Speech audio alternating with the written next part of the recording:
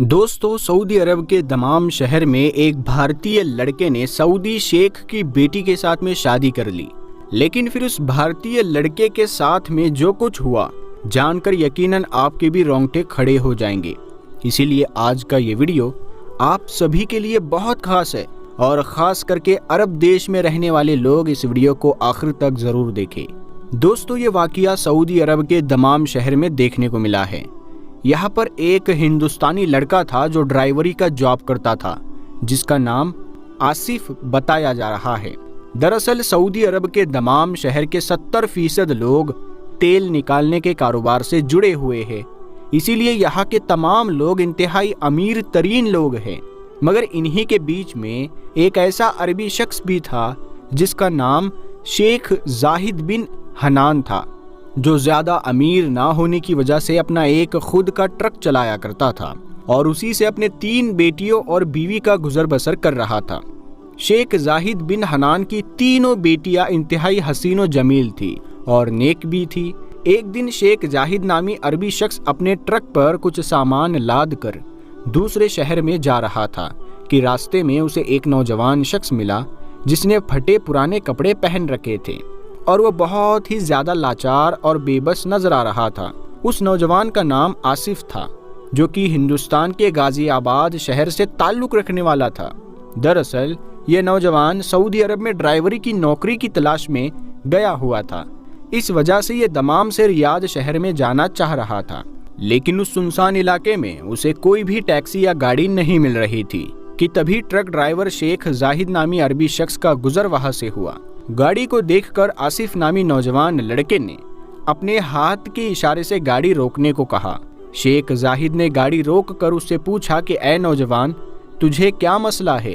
तो इस पर उस भारतीय लड़के ने कहा कि शेख साहब, दरअसल मुझे रियाद शहर जाना है, लेकिन मुझे यहाँ से कोई भी गाड़ी नहीं मिल रही है, इसीलिए बराए मेहरबानी आप मुझे किसी करीब के बस स्टैंड पर छोड़ दो। ये सुनकर फिर शेख जाहिद ने आसिफ को अपने ट्रक में सवार कर लिया और कहने लगा कि मैं भी रियाद शहर में ही जा रहा हूँ, इसीलिए तुम्हें फिक्र करने की कोई ज़रूरत नहीं है, मैं तुम्हें बाहिफाजत रियाद शहर ले जाकर छोड़ दूंगा। ये सुनकर आसिफ बहुत खुश हो गया और खुशी खुशी के साथ उससे बातचीत करता हुआ रियाद शहर की ओर जाने लगा।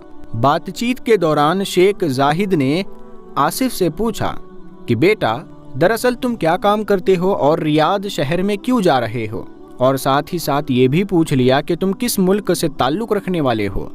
ये सुनकर आसिफ ने उस अरबी शख्स को बताया कि मैं एक हिंदुस्तानी हूँ और यहाँ पर ट्रक ड्राइवरी की जॉब करता था, मगर इस वक्त मैं बेरोज़गार हूँ, इसीलिए मैं यहाँ पर ट्रक ड्राइवरी की जॉब की तलाश में मारा फिर रहा हूँ।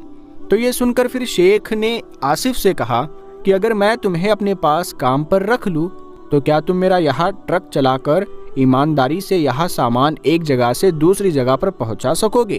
तो ये सुनकर आसिफ नामी नौजवान बहुत खुश हो गया और कहने लगा कि क्यों नहीं शेख साहब, मैं पूरी ईमानदारी से अपनी ड्यूटी अंजाम दूंगा।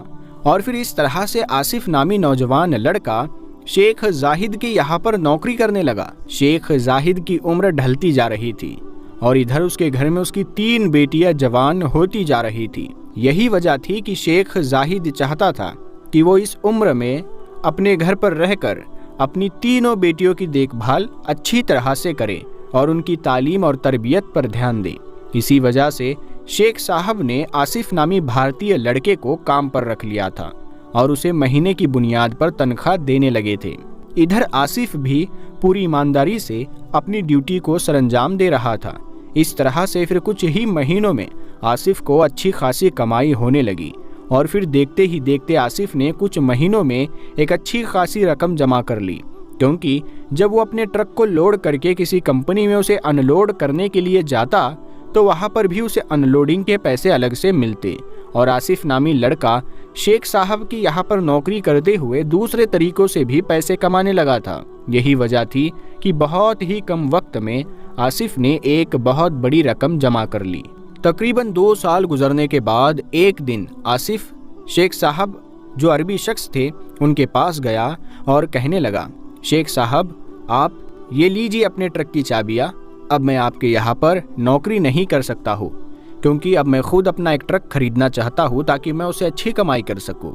ये सुनकर शेख जाहिद परेशान हो गए और वो आसिफ नामी भारतीय लड़के से कहने लगे कि बेटा, मुझे तुम पर पूरा भरोसा है, तुमने मेरा यहाँ काम बहुत अच्छे से और पूरी ईमानदारी के साथ में संभाल रखा है। तुम्हें पता है कि मैं अब बूढ़ा हो चुका हूँ और मेरे घर में मेरी तीनों बेटियां भी जवान हो चुकी है, इसीलिए अब मैं खुद बाहर निकलकर काम नहीं कर सकता हूँ, क्योंकि मुझे अपनी तीनों बेटियों की भी जिम्मेदारी निभानी है।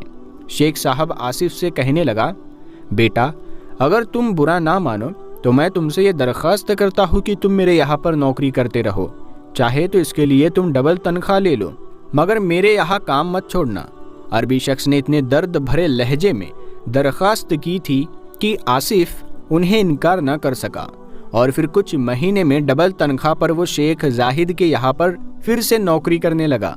इस दौरान उस अरबी शख्स की तबीयत खराब रहने लगी और फिर एक दिन अचानक ही वो अपने खाली के हकीकी से जा मिला, यानी कि उस अरबी शख्स का इंतकाल हो गया। फिर जब महीना पूरा होने पर आसिफ अपनी तनख्वाह लेने के लिए शेख साहब के घर पहुंचा तो उसे मालूम चला कि शेख साहब तो वफात पा चुके हैं, उनका इंतकाल हो चुका है। तो ये सुनकर एक तरफ तो आसिफ को बहुत गहरा सदमा लगा, लेकिन वहीं पर दूसरी तरफ वो शेख साहब की बीवी से कहने लगा कि अब वो उनके यहाँ पर नौकरी नहीं कर सकता है। उसने गाड़ी की चाबियां टेबल पर रखी और उठ खड़ा हुआ। ये देखकर शेख साहब की बीवी, जो आसिफ को बेटा कहकर बुलाती थी, उसे अपने बेटों की तरह ही समझती थी। वो कहने लगी कि बेटा आसिफ, तुम इंतहाई शरीफ और नेक इंसान हो, लेकिन अब तुम इस मुसीबत की घड़ी में हमें अकेला छोड़कर मत जाओ। खुदा के बाद अब हमारा इस दुनिया में तुम्हारे सिवाय कोई और नहीं है। लेकिन आसिफ कहने लगा कि अब वो खुद अपना कारोबार करना चाहता है, इसीलिए अब वो उनके यहाँ पर नौकरी नहीं कर सकता है।